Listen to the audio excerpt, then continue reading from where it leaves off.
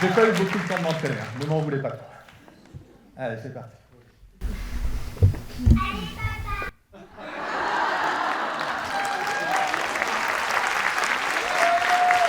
Arrête, on n'a pas le temps, Coucou mon GG. Bah, qu'est-ce qui va pas? Déjà, arrête de m'appeler GG.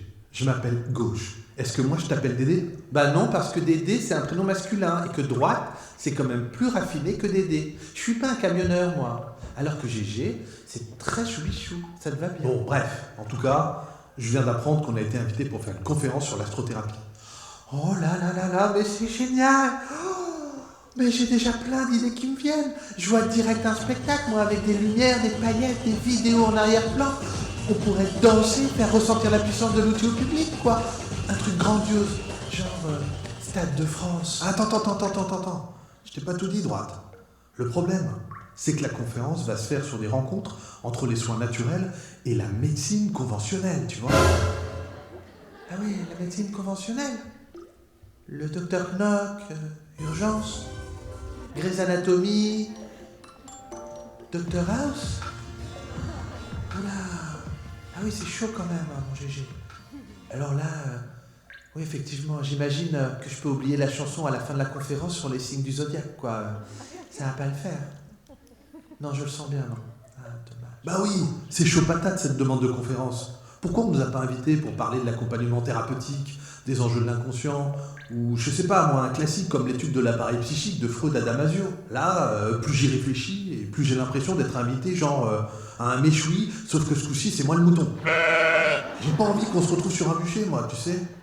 Mais non, mon GG, fin gauche, ne dramatise pas tout, et puis au pire, tu prends discrètement un petit extincteur avec toi et tout réjouir.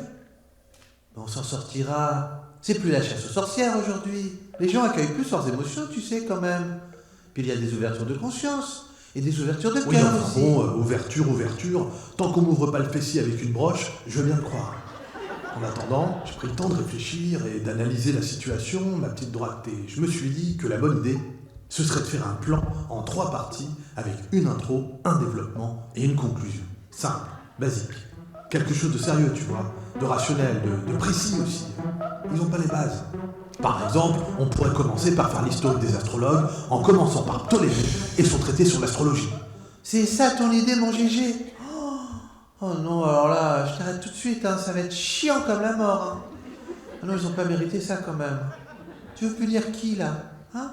Les résidents d'un EHPAD, c'est ça? Ah non, mais on va tous s'endormir dans la salle avec tes idées pourries. Hein. On peut qu'on passe après le repas du midi et c'est fini pour nous, hein. On les perd dès l'introduction, je suis sûr. Oh non. Non, il faut faire autrement. Change ton point de vue et puis écoute-moi un peu quand même. On devrait plutôt commencer par raconter notre rencontre avec cet outil, tu crois pas? Ça, c'est une belle histoire. Mais ça va pas à droite. Tu veux que je leur raconte des histoires? Mais non, pas des histoires, gros bêta. Notre histoire. Mais tu crois où, droite? Moi, je peux pas. Un peu de pudeur quand même. On va pas raconter notre vie à des gens qu'on connaît pas. Non, parler d'astro à des rencontres, je te le répète, c'est chaud comme un bûcher au mois d'août en pleine canicule. Hein. N'importe quoi. De toute façon, t'es comme les autres hémisphères gauche, toujours à critiquer, complètement obtus, fermé, rationnel comme une porte de prison au cœur de l'hiver le plus froid dans un goulag abandonné, tiens. Je comprends jamais ce que je ressens, jamais. Je suis une artiste maudite, moi. Oh là, et c'est reparti pour l'acte 3, scène 2 de Madame l'incomprise du cortex. Mais je te ferai dire que toi aussi, t'es comme toutes les autres hémisphères droits. T'es jamais contente. Et il faut toujours que tu me castres dans mes propositions. Pour te castrer, il faudrait déjà que t'aies des... Voilà. On se détend tous les deux. On va essayer de travailler ensemble. Hein, on va pas passer en mode dorsal, on se détend. On se calme. Vous allez vous excuser l'un et l'autre. Et ça va bien se passer, vous allez voir. Faut travailler ensemble. Ouais, excuse-moi. Excuse-moi. Je suis désolé. Bon, allez, le petit bisou maintenant. Voilà, c'est bien. Voilà, c'est bien. Allez, on y retourne. Qu'est-ce qu'on fait maintenant? Comment on s'en sort? Bon, maintenant, est-ce que je peux te proposer une idée qui me vient là comme ça? C'est juste une intuition, mais ça pourrait peut-être marcher. Ouais, ça m'étonnerait, mais dis toujours. Eh bien, on pourrait expliquer la pertinence de l'astrologie dans l'accompagnement thérapeutique. On appelle ça l'astrothérapie. À quoi ça sert? Quels sont les enjeux? De quoi on parle? Bref, Tout ce qui va donner une dimension rationnelle et analytique. Ah, c'est pas mal. Mais toi, dans tout ça, Moi, laisse-moi juste m'occuper de l'ambiance et de les faire vibrer. Tu s'occupes de rien, je s'occupe de tout. c'est-à-dire... Eh bien, j'ai pensé qu'on pourrait par exemple mettre une image de la voûte étoilée, une audio avec le crépitement du feu, et puis des grillons, pourquoi pas? Quoi? Mais tu te crois à une veillée ou quoi? Bah oui, justement, moi je ressens à l'intérieur de mes petits neurones que ça serait une bonne idée pour qu'ils nous écoutent pleinement. Je mets l'ambiance et toi tu expliques. Allez, compromis, on a dit.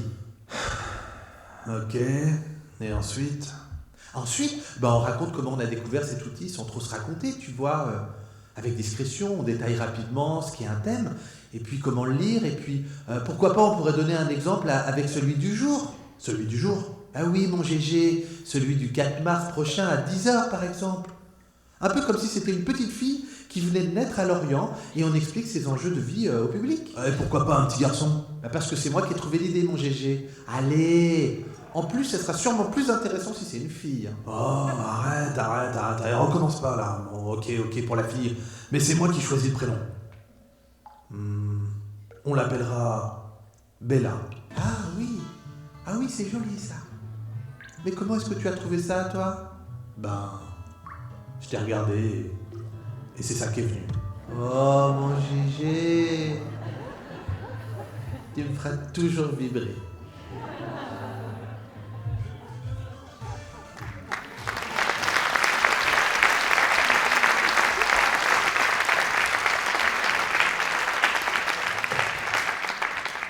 Bon, j'aurais tout fait dans ce métier. J'ai même mis du maître Gims dans mes audios. J'aime autant vous dire que j'ai un peu honte, mais bon, c'était vraiment plus facile pour moi. Excusez-moi, j'ai juste besoin de boire un petit peu d'eau parce que j'ai très soif. Hop. Bon, j'espère que vous allez bien. Très difficile de parler de l'astrothérapie, de l'astrologie comme ça. Donc j'ai essayé de prendre des raccourcis. Du coup, je vous ai amené quelque chose. Alors, je ne sais pas si vous voyez bien un petit peu au fond ce que c'est, ça. Non, vous ne voyez pas? Mais ça, c'est un gland, en fait. Voilà. Tout simplement. Et moi, je crois que jusqu'à l'âge de mes 33 ans, avec du recul, eh bien, j'ai vécu comme un gland. Mais c'est quoi véritablement un gland? Ben, un gland, c'est un chêne en potentiel. Ça veut dire qu'à l'intérieur de ce petit truc-là, il y a tout le potentiel des chênes centenaires et millénaires que vous avez croisés sur votre route. Et c'est quand même extraordinaire. Je ne sais pas si vous vous en rendez compte. Eh bien, justement, pour moi, c'est ça, vivre comme un gland, ou avoir une vie de gland. C'est pas déployer son potentiel, et c'est dormir dans sa vie. Et moi, j'ai vraiment dormi longtemps. Trop longtemps, je pense. Alors, je ne sais pas si vous savez, mais Freud a dit un jour, ou peut-être une nuit, je ne suis pas sûr, il a dit « Le moi n'est pas maître chez lui ». Et il avait sacrément raison, le bourreux, parce que finalement, quand on vit comme un gland, quand on dort, quand on est dans l'inconscience, eh bien, c'est l'inconscient qui nous gouverne. Alors, ça veut dire quoi? Ça veut dire qu'on va créer une personnalité et qu'on va mettre en place des comportements et des stratégies pour être aimé des autres, pour être reconnu des autres. Et puis, on va être loyal à sa famille, on va intégrer toutes leurs lois, leurs règles, leurs valeurs, les traditions, nanana. Et puis, on va aussi chercher à s'intégrer dans la société, alors on va se normaliser. Mais pourquoi est-ce qu'on fait tout ça? On fait tout ça pour survivre. On en a parlé toute la journée. Mais survivre, ce n'est pas vivre. Et on va le faire aussi pour ne pas être abandonné, pour ne pas être exclu, pour ne pas être rejeté, pour ne pas se retrouver tout seul en réalité. Parce qu'on est des êtres humains, et qu'un être humain, il a fondamentalement besoin d'être en lien avec les autres pour grandir et pour évoluer. Mais si avec ça, en plus, on va se rajouter des croyances d'indignité, des culpabilités. Vous savez, la grande loi sacro-sainte de la psychologie, c'est que l'enfant est toujours coupable parce qu'il ne remet jamais en cause l'environnement socio-culturel dans lequel il grandit. Ça veut dire que nous tous ici, on a grandi dans un environnement fonctionnel, dysfonctionnel, mais on ne l'a jamais remis en cause, on en a fait notre norme.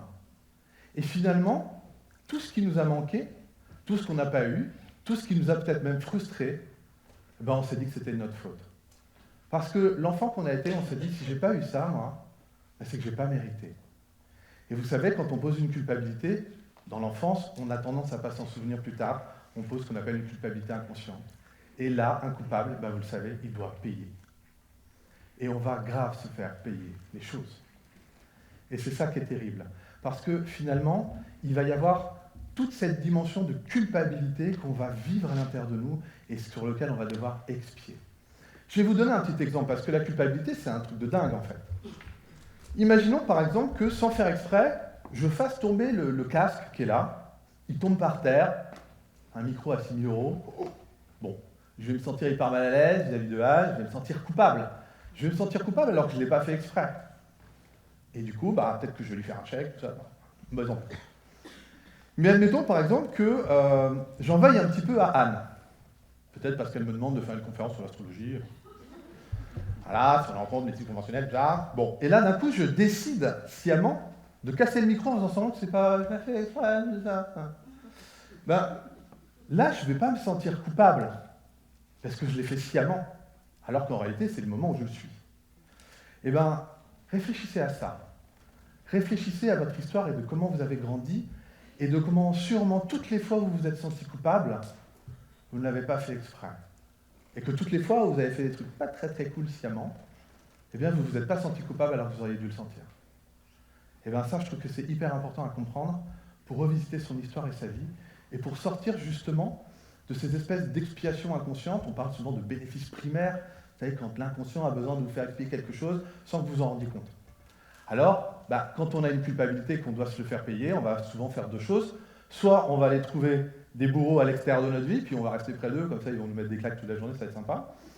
Soit on va être nos propres bourreaux, et là on est excellent. Vous l'avez entendu, on en a parlé aujourd'hui.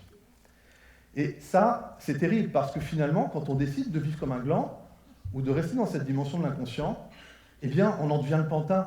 On est sous l'emprise émotionnelle de nos mémoires, on est sous l'emprise de nos croyances d'indignité, on est sous l'emprise de nos comportements et nos stratégies pour nous faire aimer, reconnaître des autres.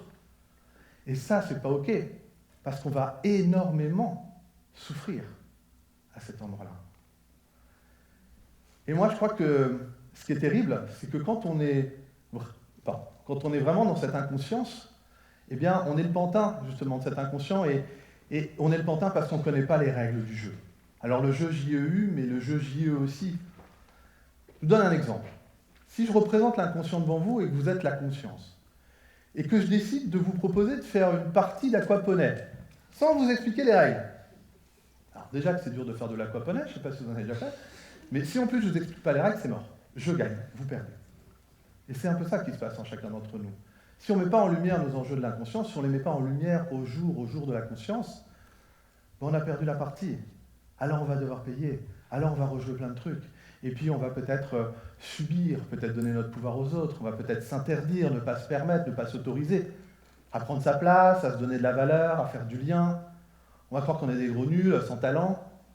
On va se faire croire plein de choses, et on va essayer de se donner raison d'avoir raison, parce qu'on le pense depuis tout le temps, c'est notre norme. Et vous voyez, c'est ça qui est terrible. C'est qu'il va y avoir un mécanisme on peut appeler ça des cercles traumatiques, ou ce que vous voulez, mais on va rejouer le truc, et il n'y a pas forcément de fin, puisque l'inconscient n'a pas de notion de temporalité. Lui, si ça dure toute votre vie, pas de problème. Et c'est ça qui est difficile, parce que vous allez peut-être aussi, du coup, fuir dans votre travail, avec vos copains, dans la nourriture, le sexe, l'alcool, la drogue, les mondes refuges. Vous allez fuir plein de choses, et vous allez commencer à sortir de votre axe, à vous installer dans votre petite ornière, là, côté de votre chemin de vie, puis vous allez commencer à vous victimiser, à vous infantiliser. Et là, ça va être chiant. Pourquoi ? Pourquoi c'est chiant ? Parce que vous n'allez pas reprendre ça en main, et donc qu'est-ce que vous allez faire ? Vous allez demander à ce que les autres le fassent pour vous. Le problème, ça va être les autres. Ça va être le patron, ça va être les collègues, ça va être le conjoint, ça va être la conjointe. Bon, celui-là, c'est quand même souvent. Si. Exception faite, mais parfois, ça va être même toute la société, le problème. Vous voyez ? Et puis parfois, vous allez faire tout le contraire. Vous allez vous dire, la meilleure défense, c'est l'attaque. Ok. Vous allez faire quoi ? Vous allez commencer à vous battre, à lutter. Vous allez même combattre les autres. Vous allez penser même que les autres, c'est vos ennemis. Des ennemis à battre, des ennemis à écraser. Et vous allez être aussi dans une autre souffrance. La souffrance de se battre ou la souffrance de subir. Vous êtes en train de faire le chemin de l'inconscient, le chemin de la souffrance. C'est peut-être dommage en 2023 d'en rester là. Et c'est là, justement, que l'astrologie ou l'astrothérapie, c'est hyper intéressant. Tiens, en fait, elle n'a pas été lancée, le truc, là. Oh putain, il n'y a pas les étoiles? Ah, il n'a jamais pas entendu. Bon, ok. Je crois que le pilote est parti. Bon. Ah ben voilà. Ouais. Je ne m'en étais même pas rendu compte. Voilà. Bon, je ne sais plus ce que je disais, du coup. T'es perturbé. Non, je ne sais plus ce que je disais. Ah oui, voilà ça, merci. Merci. L'astrologie, l'astrothérapie, je vais déjà vous donner peut-être la définition, ça va vous aider. L'astrologie, c'est plutôt la dimension de ce qui narcissise. On va montrer dans le thème la lumière, les ressources, votre excellence, vos projets sens, tout ce que vous pouvez venir activer de votre terre qui va venir vous mettre en lumière. Alors que l'astrothérapie, c'est un peu tout le contraire. On va venir vous montrer votre ombre, on va vous montrer tout ce qui bloque, tout ce qui dysfonctionne, la personnalité, les croyances, les comportements, les stratégies, bref, tout ce que vous allez devoir reprendre en main, tous les grands défis que vous allez devoir rencontrer pour justement être à la hauteur de qui vous êtes. Parce que quand on se victimise ou qu'on s'infantilise, on ne peut pas répondre à tout ça. Alors qu'en réalité, vous savez, on est toujours seul face à ces grands défis de vie. Et on ne peut pas demander à la vie de se mettre à notre petite hauteur égotique à nous. Il va au contraire falloir que nous nous mettions avec humilité face à la grandeur de notre vie et de ce que la vie peut-être est venue apprendre, ou de ce que nous, on est venu grandir. On ne va pas demander à une fleur de repartir dans la terre. On est d'accord? Quoi qu'il arrive, elle va devoir monter, s'épanouir, elle va avoir plein de vent, elle va dire, oh, il y a du vent, c'est pas cool. Ah, mais le vent, ça va fortifier sa tige. Et donc, la vie nous amène des épreuves, des preuves aussi de où on en est, de ce qu'on peut reprendre en main et de comment on peut augmenter. Puis moi, je vais vous dire un truc, je ne suis pas thérapeute pour rien, parce que dans mon thème, pour ceux qui connaissent un peu, j'ai 5 planètes et non des moindres dans l'énergie du Scorpion. Le Scorpion, c'est l'énergie des thérapeutes, c'est l'énergie de la psychologie des profondeurs, c'est la capacité à descendre dans ses enfers intérieurs pour y porter la lumière. Et donc, à ce niveau-là, je suis plutôt bien outillé, et je me suis jamais autant éclaté que depuis que je suis thérapeute. Surtout qu'en plus, je peux me faire des marionnettes et tout. Ça, je ne pense pas. Et donc, du coup, c'est génial quand je vous le dis. Mais franchement, il y a des moments où je me suis dit, mais comment j'ai fait avant, quand je ne le savais pas? C'était mieux avant, c'est pas très vrai. Hein. Enfin, pour moi, en tout cas, c'est pas... Parce que je me suis énormément fait souffrir, je me suis énormément fait payer des choses. Et je vous dirais même plus sincèrement que si je n'avais pas connu l'astrologie, si je n'avais pas connu la personne qui m'a formé à cette astrologie-là, et si je n'avais pas travaillé beaucoup sur mes enjeux de l'inconscient, je ne serais pas là ce soir, je serais mort. Parce que je me serais mis en process d'autodestruction, où j'aurais détruit tout mon environnement autour de moi. Et rien que pour ça, moi je remercie l'astrologie. Parce que l'astrologie, de quoi on parle finalement? C'est un outil de l'identité profonde. C'est un outil qui nous permet de répondre à cette grande question du qui suis-je. Alors ce n'est pas une vérité ultime, attention, hein. Ce n'est pas une science objective. C'est un art subjectif. C'est un art de l'interprétation du sacré. C'est notre capacité à comprendre que le thème, l'image de notre naissance, n'a rien à voir, comme je vous l'ai dit, avec les étoiles, mais à voir de comment, à quel moment, dans quel endroit du monde, à quel instant je me suis incarné sur le plan Terre, et d'avoir ce point de vue de la Terre. Effectivement, les étoiles vont être un repère pour savoir ce qui se passe sur Terre à ce moment-là, tout simplement. Ça n'a rien à voir avec les amagazeux, les constellations, les trucs comme ça. Ce sont les grands repères des sages qui regardaient les étoiles et qui disaient « Tiens, là, c'est le printemps. Ah, tiens, là, c'est l'hiver. Ah, tiens, là... » C'est ça qui fait que quand vous avez votre soleil et votre signe de naissance, c'est pas la même chose de naître en juin que de naître en décembre. Vous n'avez pas le même signe, vous n'avez pas la même énergie de zodiaque, vous n'êtes pas né sur le même biorhythme, vous n'avez pas les mêmes... l'univers qui vit à l'intérieur de vous, ou cette dimension de rayonner qui vous êtes ne va pas être la même chose. C'est un thème, c'est un mandala, c'est vivant, ce sont des géométries sacrées que vous êtes venus incarner sur Terre. Après, de savoir à quel niveau vous en êtes, de si vous avez bien repris cette Terre en main ou pas, ça, moi, quand je reçois quelqu'un, je ne sais pas. Par contre, ce que je sais, c'est que ça fait 10 ans que j'accompagne avec l'outil, que j'ai accompagné plus de 1000 personnes, et que ça marche. Alors là, factuellement, ça marche. Cliniquement, ça marche. Et j'ai vu des trucs incroyables. J'ai vu des gens qui se sont réveillés, qui se sont éveillés, des gens qui se sont révélés, j'ai vu des gens qui sont sortis de leur ordinaire, j'ai vu des gens qui se sont repris en main, j'ai vu des gens qui ont fait des choix très difficiles, mais qui les appelaient parce qu'ils ont compris que d'un coup, ces choix qu'ils voulaient faire étaient validés à un autre niveau, et ils l'ont fait et ils se sont épanouis. Il y a énormément de choses. J'ai vu des somatisations être explicable. Parce que là, je vous fais un truc, un classico, hein. On n'est pas en astromédical, mais je peux vous assurer que quand vous passez 4 jours à faire de l'astromédical avec votre Vidal, ça marche bien aussi, hein. Ça fait peur tellement ça marche bien même. Ça oblige à l'humilité, ça oblige à comprendre qu'il y a un truc qui est plus grand que nous, et qu'il y a peut-être des érudits qui ont compris le truc, qui l'ont transmis ou pas. C'est quand même un art souvent qui était un peu ésotérique, caché un petit peu, voilà. Mais quand vous avez les bons enseignants, que vous avez les bonnes transmissions, que vous avez les bonnes clés, alors c'est énorme. Et c'est pour ça que finalement, j'ai envie de vous dire que j'ai un peu soif.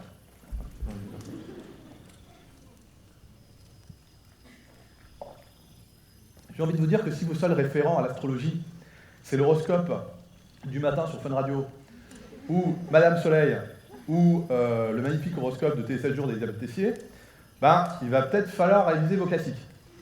Parce que là, pour le coup, je crois que si l'outil avait été aussi pourri qu'on essaie de nous faire croire que c'est, il n'aurait pas traversé les siècles, il n'aurait pas traversé les millénaires. Et donc, à un moment donné, ben, ça me paraît intéressant aussi d'aller se pencher sur la dimension des érudits, sur la dimension, on en a parlé ce matin, de la tradition, de cet art qui a traversé les siècles et qui aujourd'hui peut encore être là pour nous accompagner à prendre des raccourcis, à gagner du temps, à arrêter de se faire mal, à arrêter d'expier, à arrêter de rejouer des trucs qu'on connaît par cœur, qui nous saoulent et qui nous font perdre du temps. Ah, il me reste 2 minutes 35. Bon, je vais être un peu en retard. Vous voyez ce que je veux dire? Et donc du coup, bah, à un moment, c'est important de mettre ça en lumière. Encore une fois, je vous dis, je ne suis pas là pour le vendre, je ne fais pas de prosélytisme, j'en ai rien à foutre, chacun fait ce qu'il veut. Moi, je le trouve très pertinent, j'adore, ça marche bien. Je trouve que c'est du caviar dans l'accompagnement thérapeutique, parce que quand vous avez ça et que vous avez compris, bah, vous connaissez quasiment mieux que l'autre, que lui-même quand il vient vous voir. Donc des fois, il essaie de vous raconter la messe, vous dites non, je crois pas, non. Et puis quelques séances après, il dit oui, c'est vrai, putain, en fait, j'avais un problème avec ma mère. Ouais, je pense. Ouais. Bon, après, c'est facile, on a tous un problème avec notre... C'est pas filmé, ça, on est d'accord, hein. C'est après, j'ai raison, encore. Bon, en tout cas, bah, je voulais vous dire aussi que cette conférence, je ne l'ai pas faite n'importe comment. Je l'ai réfléchi quand même. On dirait pas comme ça, mais j'ai un peu réfléchi. Parce que j'ai voulu vous montrer que, eh bien, justement, il y a un hémisphère gauche et un hémisphère droit. Et je crois qu'en Occident, et notamment en Europe, on a énormément déployé cet hémisphère gauche. On l'a surinvesti même d'une certaine manière. Alors, c'est génial parce que, malgré les chiffres qu'on a vus, ben, avec les grandes révolutions industrielles, on a développé la technologie, on a développé la science, on a permis ben voilà, d'entrer dans une ère scientifique, et non pas scientiste, merci, et de pouvoir justement expérimenter, avoir un esprit critique, faire des choses mesurables, quantifiables, reproductibles. Et ça, c'est génial. Et ça, franchement, ça nous a allongé notre espérance de vie à nous. Alors, peut-être pas celle de la planète, mais la nôtre, en tout cas, un peu plus, sauf si on déconne de trop, mais normalement, ça passe. Mais où est l'hémisphère droit?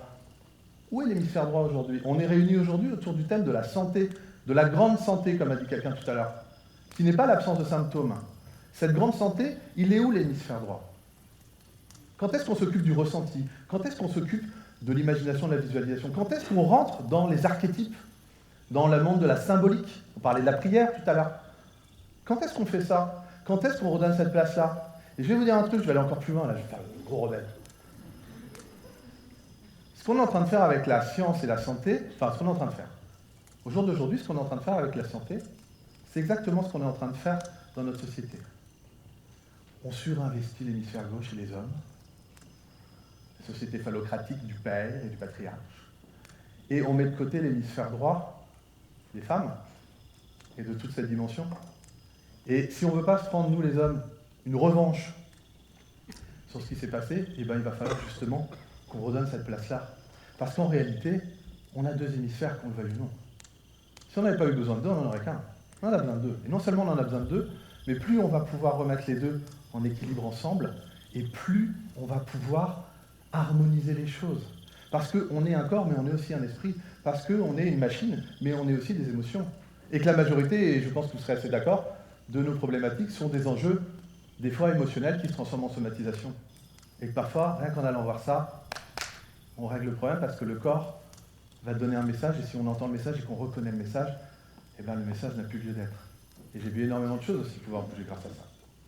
Bon, en tout cas, j'avais envie de vous donner ça, avant justement de vous montrer le thème de Bella en 5 minutes. Pourrais-je avoir le thème de Bella, s'il vous plaît? Je vais être obligé de boire le verre des autres, hein. Je suis désolé, mais...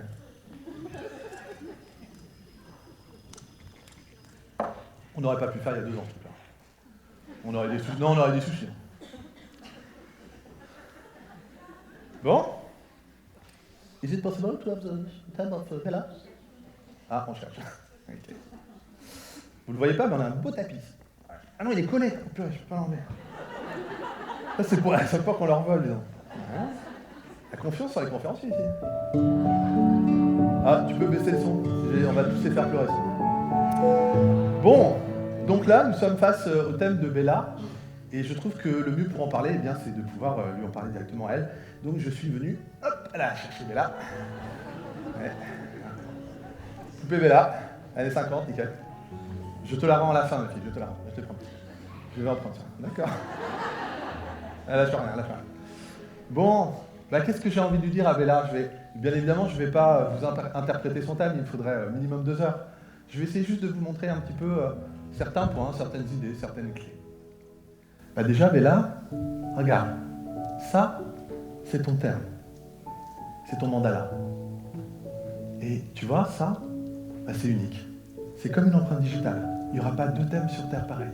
C'est ton point de vue du monde au moment d'aujourd'hui, 10 heures. C'est un beau bébé, hein, vous avez vu. La maman a eu beaucoup de mal, c'était dur. Et tu vois, Bella, bah, par exemple, je pourrais te montrer ton soleil, tu vois, c'est là, le petit cercle là avec le point. Et ce soleil, eh bien, c'est justement ton identité, ce qui suis-je dont on a parlé tout à l'heure. Et ça, c'est aussi ta manière de percevoir le monde. Alors là, il est dans l'énergie du poisson. Alors, ben, moi, je sais déjà que tu es une petite hypersensible. Et puis une petite éponge émotionnelle aussi. Voilà. Et que tu vas avoir un monde extrêmement riche à l'intérieur de toi, mais que les autres, ils ne le seront pas forcément. Alors fais juste attention quand même, Bella, parce que ne te sacrifie pas. Pas trop. Ne fais pas trop ta sauveuse non plus. Et puis tu vois, parfois, quand tu seras un petit peu dans la frénésie du monde, eh ben, tu auras besoin, toi, de te retirer et d'aller contempler un peu la beauté du monde. Et ça va être important pour toi. Et puis tu vois, en bas aussi, là, le croissant, si, regarde un peu. Tu vois, ça, c'est ta lune. Et la lune, eh ben, elle est en lion. Et la lune, c'est tes besoins de sécurisation. C'est ce que tu as besoin des fois de faire quand tu te sens pas bien. Eh ben, tu vois, cette petite lune en lion, elle te dit que tu vas avoir besoin d'être souvent au centre de l'attention. Tu vas avoir besoin de briller, de rayonner, d'être vu et d'être reconnu pour tout ce que tu donnes, pour tout ce que tu fais. C'est une lune généreuse. C'est aussi une lune d'artiste et de créativité. Alors, quand tu te sentiras pas bien, eh ben, prends le temps de faire sortir des trucs de toi et de créer et de les offrir au monde. Ça aussi, ça sera important. Et puis, le soleil et la lune, c'est aussi la manière dont tu vas percevoir ton papa pour le soleil et puis ta maman pour la lune. Ah ouais. Et donc, c'est dans ces énergies-là que tu vas grandir. Alors que tu vas subir quand tu es petite, et puis après que tu vas pouvoir reprendre en main pour en faire quelque chose de mieux. Parce que tu sais, Bella, les enfants, ils font toujours mieux que leurs parents, et puis après, les enfants, ils font encore mieux que leurs parents. Et c'est comme ça tout le temps. Bon, je te rassure, j'ai fait mieux que les miens aussi. C'est bien. Mais bon, comme c'est pas filmé, on peut le dire, on s'en fout. Et puis, tu vois, le soleil et la lune, bah, c'est aussi le couple parental que tu as intégré sans t'en rendre compte. Ah oui, oui. Ah oui, c'est comme ça. Donc tu vas sûrement rejouer ça avec les hommes de ta vie. Parce que comme tu es une petite fille, tu vas sûrement t'identifier à la lune, et puis tu vas aller chercher le soleil à l'extérieur chez l'homme. Si tu as été un petit garçon, tu aurais fait le contraire. Et donc tous les problèmes que tu n'as pas réglés avec ton papa, bah, tu vas pouvoir les régler avec ton copain. C'est cool ça, hein? Ouais. Et ton copain, il va faire pareil. Voilà. Et tu verras que des fois, il te dira « T'es pas ma mère !» Et toi, tu lui diras « T'es pas mon père !» Des petits trucs quand même, hein. Faudra aller voir. Faudra aller voir un thérapeute, il y en a des bons. Tu verras. Et puis, écoute, il y a aussi, tu vois, toutes les autres planètes autour. Alors, on voit, tu vois, il y a Mars, Uranus, Vénus. Et ces planètes-là, c'est des fonctions psychiques. Et suivant dans quel endroit elles vont se situer, tu vas pas avoir la même manière de... Par exemple, tu vois, avec Mars, c'est la fonction de l'affirmation de soi. Toi, tu as Mars en Gémeaux, ça veut dire que tu vas sûrement aimer t'affirmer à travers les mots, le verbe, la communication. Tu vas être une bobotte un peu. Hein, tu vas passer ta journée à parler. Tu vas aimer les débats d'idées, tu vas aimer lire, expérimenter plein de trucs, tu vas être curieuse, ça va être assez rigolo ça. Bon, j'ai pas le temps de toutes les faire parce que là je sens qu'il y a Anne qui s'énerve un peu plus. Là il y avait un truc pour me ramener, elle me ramène à là-bas. Qu'est-ce que je pourrais te donner d'autre? Ah bah oui, regarde ça par contre, la ligne noire, tu la vois celle-là? Ouais. Attends, je termine, tu peux pas me castrer à ce moment-là, incroyable. Donc ça, c'est ta lune noire. Ouais, ça, c'est l'endroit qui pique un peu. Ouais. C'est ton initiation, ça. Tu sais, ça va être ta grande angoisse existentielle, et puis l'endroit où tu vas mettre en place ta croyance d'indignité et toutes les culpabilités. Bon, je t'en parle pas trop, tu viens d'arriver. On va attendre un peu. Là, non, je peux pas te dire ce que c'est, parce que c'est une grande zone d'intimité, et il faut pas en parler devant les autres. En plus, ils te méritent pas, le public, ils te méritent pas. On va pas leur faire ce cadeau. Ah. Et puis sinon, regarde ça aussi, tu vois, le petit fer à cheval à l'envers, puis il y en a un autre dans l'autre sens, tu vois. Ça, c'est justement le chemin de vie. Ouais. Donc là, tu as ton petit karma, là, tu as ton petit dharma. En gros, tu vois, là, c'est tout le personnage que tu vas te créer. Tu vas t'identifier à cette énergie-là, comme si tu étais cette énergie-là, mais en fait, tu n'es pas du tout ça, toi. Et c'est tous les comportements et stratégies de survie que tu vas remettre en place. Et ça, là-bas en face, ça va être l'appel de l'âme, c'est le projet sens. C'est ce que tu es venu apprendre dans cette vie, mais c'est aussi l'énergie qui, si tu l'utilises, va t'amener vers l'épanouissement et le bien-être. Mais ça va pas être simple. C'est pour ça que c'est un chemin de vie, il faut toute une vie. Et tu vois, le taureau, ce que toi tu es venu apprendre dans cette vie-là, c'est à prendre le temps de vivre, à te poser, à te reposer, à sortir des peurs, des angoisses, à respirer, à jouir de la vie, à t'incarner d'une certaine manière dans ton corps et exploiter tes dons et tes talents pour créer ta sécurité matérielle et financière. Voilà. Bon, ce qui est bien, c'est que comme tu es toute petite, tu vas oublier, mais tes cellules, elles vont pas oublier. Enfin, je ne vais pas t'appeler fort. Non, je ne suis pas un parmaton. Ça m'appelle. Voilà ce que j'avais envie de te dire. Et puis, je voulais vous remercier aussi parce qu'aujourd'hui, c'est un jour particulier pour moi. Quand j'étais en train d'écrire cette conférence, je me suis rendu compte que le 4 mars 2013, je recevais mon premier client en cabinet consultation individuelle. Et donc, ça fait pile 10 jours aujourd'hui. Et je trouve que c'est super. Là, vous pouvez l'applaudir parce qu'il en a chié. Ça veut dire. Il n'est jamais revenu d'ailleurs. Voilà, je trouvais que c'était une belle manière d'aller honorer ces 10 ans. Et puis comme j'ai en plus la chance d'avoir ma femme et ma fille qui sont venues me voir, je voulais en profiter pour remercier ma femme, mon petit hémisphère droit, d'avoir su s'occuper autant de ma fille, parce qu'on l'a eu quasiment au moment où je créais mon entreprise, enfin 1 an et demi plus tard, conception. Je ne vous raconterai pas la conception. Et du coup, si elle n'avait pas été là, j'aurais pas eu énormément de temps pour construire tout ce que j'ai construit professionnellement, donc je la remercie directement.